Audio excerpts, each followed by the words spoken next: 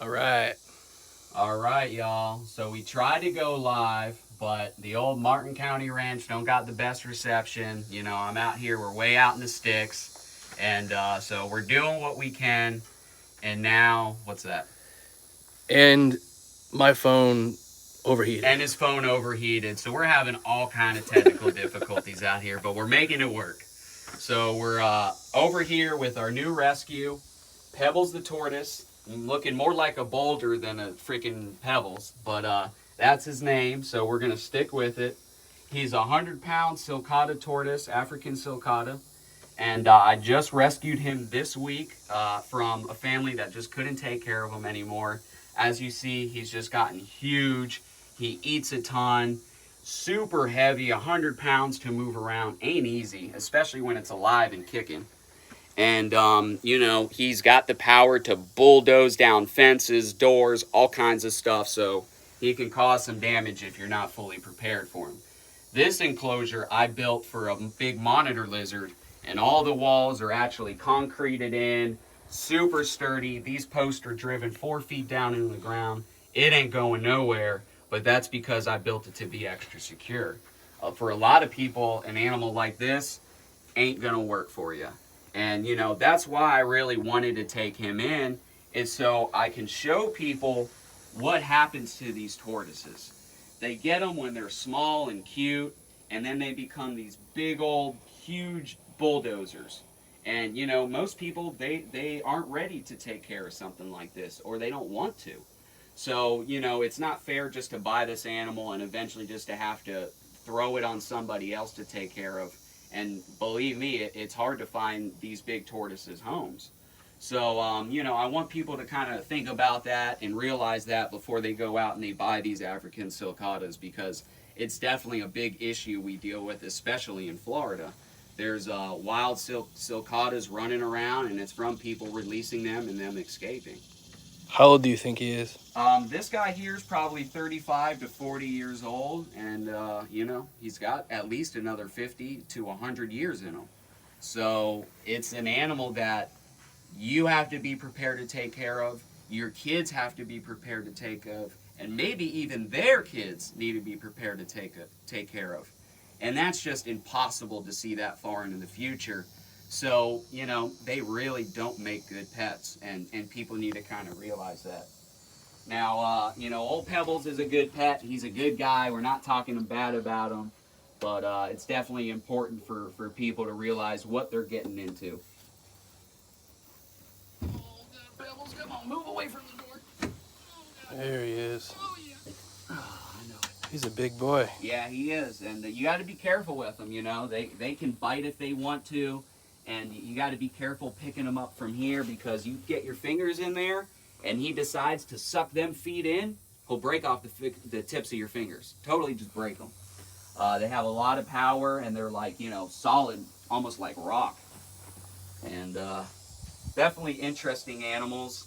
These forks up here, they actually get pretty long and pretty sharp, and they use them during mating to flip opponents, other males. They get up underneath them and they'll flip them over on their back, and then they're all helpless. Wow. I thought you were going to say they use him to mate. No, they use them to fight. Yeah, ain't that right, Pebbles? He needs a girlfriend, man. Yeah, he does, doesn't he? Now, speaking of needing a girlfriend, I'm going to show you who really needs a girlfriend. So, I just recently rescued a peacock. It's a male peacock, and I've recently just found out, of course, after I already rescued him, that if the males don't have a female to mate with, they'll actually die. And I guess it's a big dramatic event where he freaks out and stresses out and dies. So now I not only have the peacock rescue, but I'm gonna have to find him a mate to rescue just to keep him alive, which, you know, that's a lot of mouths to feed for old Trapper Mike. But let's go check him out. And we have a couple other birds inside the peacock enclosure. It's become my kind of, my bird enclosure for my Egyptian geese. I got some Muscovy ducks in there. And now old crazy bird lady, Allie, has taken it over with some of her pigeons. she's been using these pigeons to train Otto and other bird dogs, and she has a lot of them. She has like 30 of them, I think. She's got 10 or 12 inside that one, and then in here we have about another 15 of them. And the reason she likes using the pigeons, she used to use the quails, but the quails, they're not very good at escaping from the dogs, and a lot of times they get grabbed and eaten, or they'll fly away and they never come back, and they can be expensive. The pigeons, they actually will fly right back to their coop and go home, and they're a lot quicker and the dogs can't get them, so it works a lot better for training. All right. So here's some of our pigeons in here, and there's Peacock. old Puff Daddy the Peacock, and he is a very cool animal. He's become one of my favorite rescues. I catch little baby green iguanas and I throw them in here, and he'll chase them down, grab them, and just tear them to pieces, swallow them whole, and it's pretty entertaining to watch. And it's nice because it helps me dispose of an invasive species, the green iguana. What's up, Puff Daddy? Now, you got to be careful with him. He is a bit of a fighter. He's territorial, and he's got spikes on his legs, and that beak is razor sharp. These are the Egyptian geese I rescued. They're an invasive species as well. I spend a lot of time removing them with my Allie and my dog's Otto. And these are actually two little goslings I rescued after I shot their mother. Which, you know, some people might have a problem with, but they're an invasive species. They are damaging to our native wildlife and to our infrastructure on these golf courses and economy and everything like that. So they need to be eliminated, but, you know, I'm not going to go killing a little gosling, a little baby duck. So I decided, hey, I'm going to rescue them. Maybe I can give them another job as education like I am now. Showing them to people on YouTube, and also taking them with me to different events, letting kids see them, interact with them, and you know, getting them more comfortable with invasive species, and telling them we need to remove these things and explaining why. It's very important. So we have some Muscovy ducks down there as well. They're also an invasive species, and I actually captured them at one of my invasive species educational shows. They got a little bit too close to my presentation and got themselves grabbed up. But we're now using them as rescues and education and everything like that instead of euthanizing them. So this is our bird enclosure, and right over here, we'll work our way out of here and go check out our pig nursery.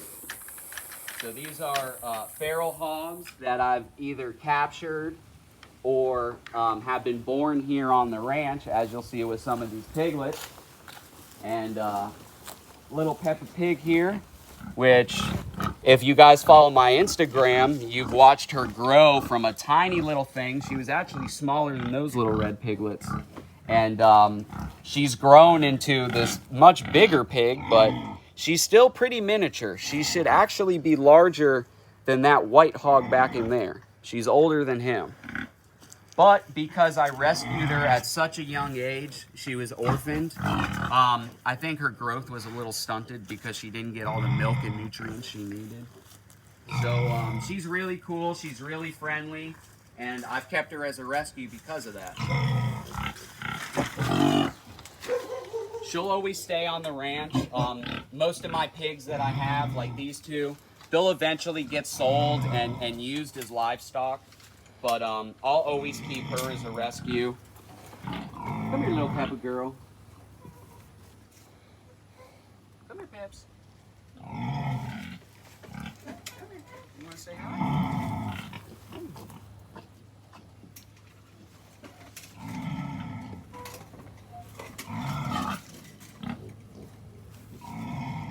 That's a good girl. She actually grew a lot since I was last year. Yeah, I bet. She is. She's gotten huge, you know. But again, she's still super small for how big she should be. Oh my God, Peppa! Why did you get so fat? Why did you get so fat? Eating lizards. Yeah. Yeah. So you know, my hogs, I of course feed them hog feed and everything like that. But a large part of their diet is the invasive species I capture. You know, I don't want anything to go to waste, and I can only sell and eat so much myself. So a lot of these iguanas, and especially the pythons, I'm feeding to Peppa and my other rescue pigs. I usually don't feed the pythons to the pigs I'm selling for livestock, just because I know they'll eventually be eaten, and the pythons, they contain a lot of mercury. But as far as the rescues go, it's fine for them to eat it. So up here, we'll go check out one of my other new rescues I have. And this is one I rescued maybe a few weeks ago from a buddy of mine. And it is a carpet python, which for me, it's been cool to have this thing. It's a little bit different than most of the snakes I'm used of. Most of the snakes I'm used of are more comfortable on the ground than they are up on trees. This snake definitely likes the elevation, and it's a really good climber. And it's been super cool to see how it uses its body to climb up the bamboo pipe, and even use its head to kind of hook up on this 2x4 and pull its whole body up. Now this thing is very used to getting fed inside of its cage, and so that makes it aggressive inside of its cage. Usually when I go in there to try to get it out, it's striking at me and trying to bite me, and especially because I got to go in there, it's usually right in my face. Hopefully, you know, she's not too worked up right now and she lets me grab her without a problem. I think now that I smell like hog and piglet, she might get a little excited, but we'll see.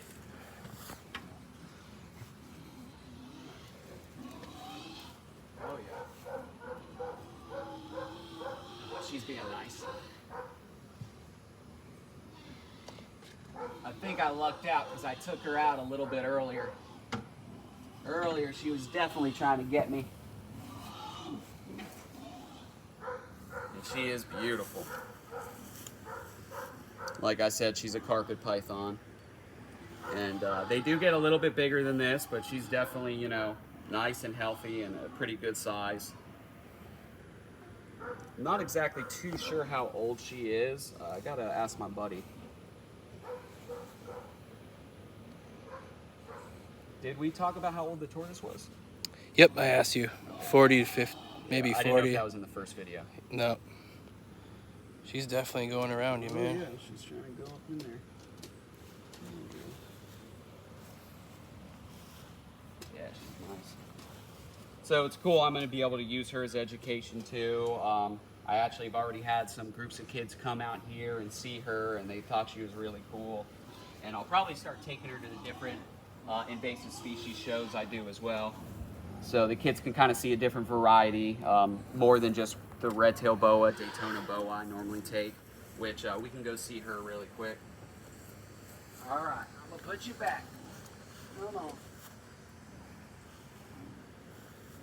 There you go, good girl. Here's the other animals. Yeah. Look at these things, tuckered out. His big croc's all the way up in there, isn't he? Yep, I think so. Oh my God. He's gonna get It is himself hot stuck. out today though, man. Yeah, it is brutally hot for sure. You can see there's some of the other pigeons and quails. Here's one that was actually born not too long ago. They grow crazy quick. So in here, I'll go grab Daytona boa real quick. And what's really cool about her is, so when I was a kid, I used to breed and sell and own all kind of different reptiles and snakes. I was really big into it. And she was my only and first red-tailed boa I ever owned. I had her for maybe about 2 years, raised her up from a little hatchling, and then I sold her to a gentleman, and I think they lived maybe 2 hours north of me or so. And you know, I didn't see her for 18 years or so. That was 18, 19 years ago. And just last year, she actually came back to me as a rescue. Someone contacted me, letting me know, hey, I got this big red-tailed boa I can't take care of anymore. You know, I know you have the wildlife rescue and all that. Can you come and get it? I went there and got it. We got to talking, and sure enough, it was the red-tailed boa that they bought from me, you know, 18 years ago, and we didn't realize it till I was there picking it up. And, you know, it's super cool for me to have her back now and see how big she's gotten. in the last, 18, 19 years. And she's like the star of my invasive species shows. The kids absolutely love her. She's big, impressive, super friendly, and they love taking pictures with her, putting her around their neck and things like that. There, we can step out here. And it's awesome having her back. And I definitely kind of take it as like a sign I'm on the right track. That's a pretty big coincidence, and I think working out real good. She's beautiful. She's about to shed now. You can see her eyes are all blued over, and she's normally a lot lighter than this, but you can see when the sun hits her that iridescence. Look how beautiful that is. Oh yeah. That rainbow thing. I don't know if I can see it on the camera. Wow.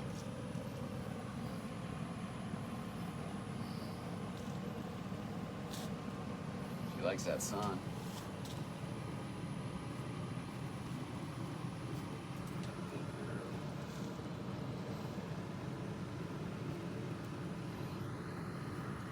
Alright, Daytona. So we'll put her back, and I got one more thing to show y'all. I got a lot more to show y'all, but we're just going to do one more for now. Save the rest for another video.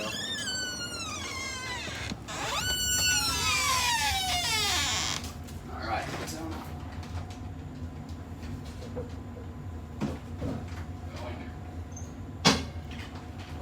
Alright, so the last guy here is a veiled chameleon, and I actually captured this out in the Everglades. Where did he go? Oh, there he goes. Come on. And these guys are super cool. When I was a kid, I used to raise these, breed them, and sell them. And it's pretty crazy that we're finding these out in the Everglades now. Wow. That is wild. And these, they're natively from Saudi Arabia, over in Yemen, the veiled chameleon. This is a little male. Where'd you find him? Just on the road? No, out in the swamp. They stay up in trees, and at night when they're sleeping, they turn bright green, and they're just a slightly lighter shade than the rest of the vegetation. Dang. And if you train your eye and really know what you're looking for, you can see them. And the night I got him, I actually found, I think, like 12 of them. A whole bunch of little babies and bigger ones and stuff like that. And I sell them. They make very good pets. They don't really cause any harm to the ecosystem. Now, that doesn't mean they won't eventually, so we don't want to let them get out of control. But, there's no reason we have to euthanize these guys. They make great pets, and, So I sell them, usually $50 each, something like that, and I'm able to put the money back in my wildlife rescue, back into my conservation efforts, and then give these guys a proper home and a second chance at life. This guy here, I use it for my educational shows, the invasive species shows. The kids love this thing. They're a little fragile, so the kids have to learn just to be gentle with it. But, that's even in itself good experience for them. They can't just grab everything. And they really, think that these guys are interesting. They usually want to take them home with them, but his tongue's longer than his body. Maybe even almost 2 times as long as his body. Yeah. And they use it to shoot out and grab little bugs and suck it back in and chew them up. Dang, that'd be cool to see that. Yeah, it's very cool. All right, buddy, we're going to put you back in your home. Oh, don't do it.